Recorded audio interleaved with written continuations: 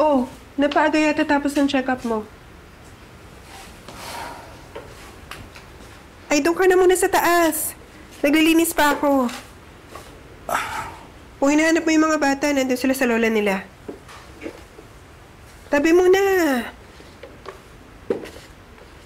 Eche, ano ba? Na-stroke ka lang, nabingi ka na? Tatabi ka, pagtatabuyan pa kita. Hindi mo ako kailangang pagtabuyan. Aalis din ako. Ano?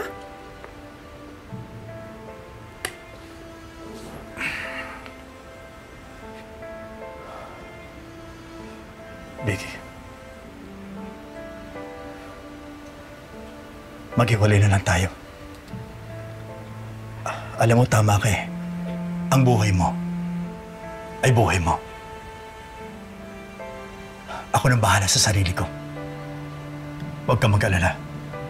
Hindi ko tatalikuran ang responsibilidad ko sa mga bata. Anong drama to?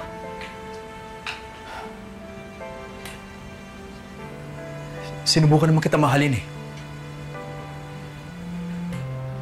Pero alam mo, Vicky, hindi ko alam kung anong nagawa ko sa'yo. Kung ituring mo ko, parang ang tanga-tanga ko. Kung tignan mo ko, parang ang dumi ko eh.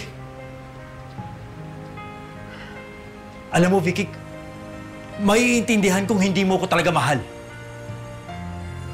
Pero sana, respetuhin mo man lang ako.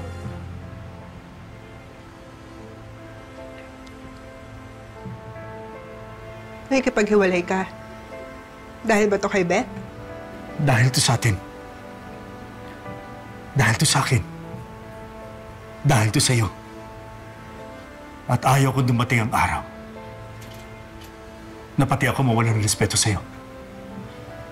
Sige. Total, sugal din naman tong relasyon natin, di ba? Tumaya ka, tumaya ako.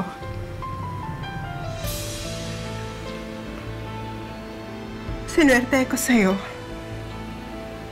Minalas ka sa akin. Pero ako talaga yung talunan dito. Sana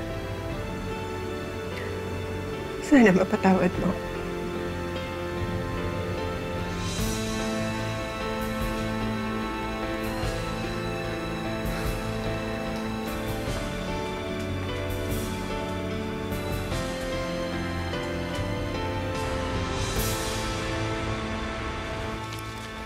Pare, ingat ka sa biyahe, ah.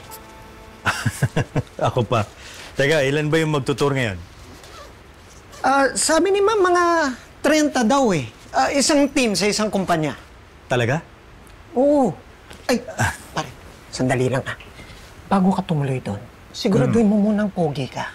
Ayusin mo lang yung buhok mo. Teka. Forma ka lang ng konti. Para saan to? Malay mo, di ba baka may magandang babae dyan, di ba, na single o ano, basta mabuti ng pogi ka. Diba? Pwede. Sige. Baka nga naman.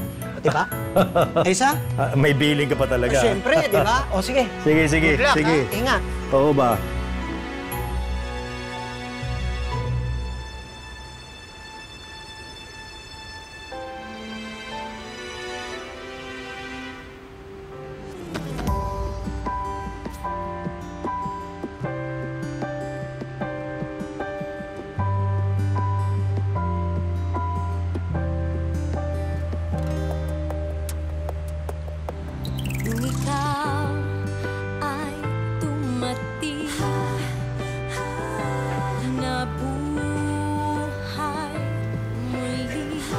Akin yata yan.